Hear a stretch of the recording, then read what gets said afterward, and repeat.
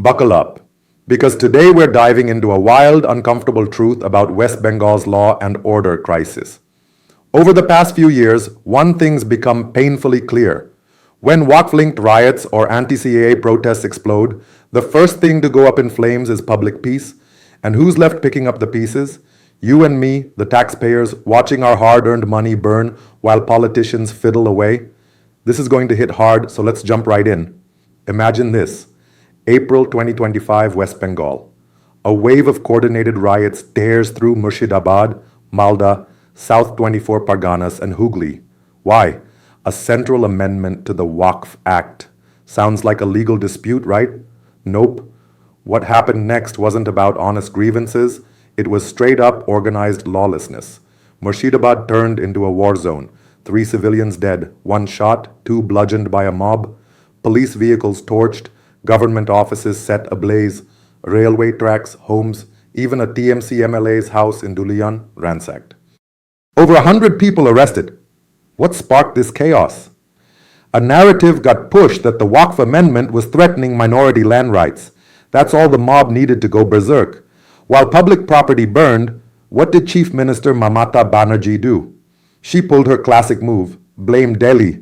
She announced, "This law won't happen in Bengal." Total political grandstanding, and stayed silent about the bodies piling up in Samserganj. TMC leaders screamed it was a BJP conspiracy. The BJP clapped back, accusing the state of minority appeasement and demanding an NIA probe. Meanwhile, the Calcutta High Court had to step in, basically reminding the state how to do its job and calling in the BSF. Local law enforcement completely collapsed. And the real problem, Waqf land corruption, encroachments, illegal transfers, nobody even touched it. This isn't new for Bengal, guys. Rewind to 2010. Deganga riots kicked off over a cemetery land dispute. 1 person dead, dozens injured, shops and temples smashed, and the army had to roll in. TMC MP Haji Nurul Islam was accused of firing up the mobs. See the pattern? Religious land issues, political provocation, and police just frozen in place.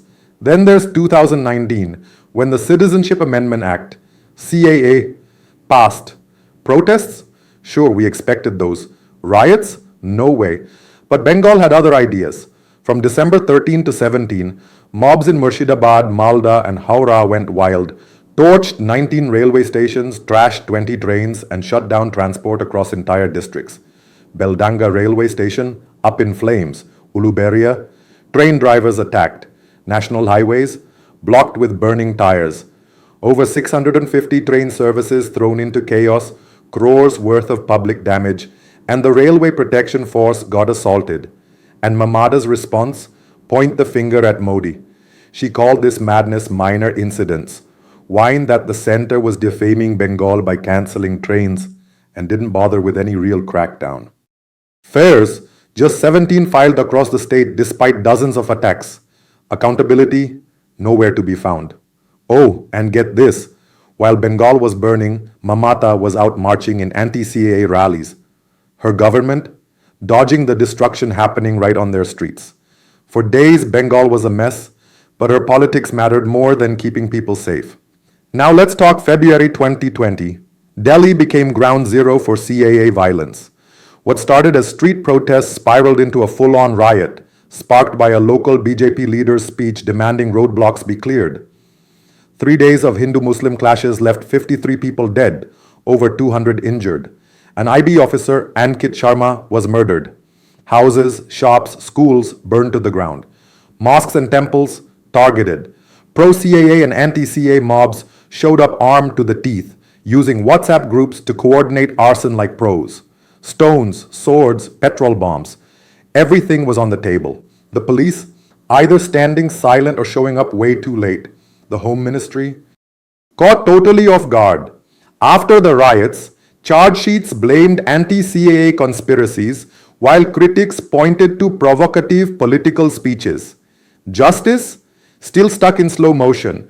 Trials are crawling, convictions are rare, and Delhi's wounds still fresh. Then there's Uttar Pradesh, where the Yogi Adityanath government didn't mess around. December 19 to 21, 2019, CAA unrest hit, and they responded with an iron fist. 23 protesters killed, all Muslim. Police opened fire, ran mass raids, detained over 5,500 people. They even plastered photos of alleged rioters in public, sending a crystal clear message: burn public property and you're done. Too much? Yeah, probably. Videos caught police smashing property, taunting Muslim residents. Judicial inquiries followed. But unlike Bengal, the violence stopped fast. UP didn't let mobs run loose for a week. Over in Assam, Guwahati and Dibrugarh, the protests weren't religious but ethnic. Assamese youth worried CAA would dilute their indigenous identity. Still, things got ugly. 5 protesters shot dead by police. Secretariats attacked, buses torched, internet cut for 10 days. The army moved in. But here's the difference. Unlike Bengal and Delhi, the chaos didn't drag on. Civil society stepped up, and the government mixed force with compensation to calm things down. So, what's the thread running through all these disasters? One hard truth: the destruction of public property wasn't random. It was deliberate, organized, and fueled by politics. Waqf unrest in Bengal, CAA riots in Delhi, UP, Assam. They all played out like a script. Emotional provocation, police either asleep at the wheel or going overboard, politicians slinging blame, and the public left to eat the loss. In Bengal, the Waqf and CAA sagas exposed Mamata Banerjee's government for what it is: double standards all the way. One set of rules for vote banks, another for public responsibility.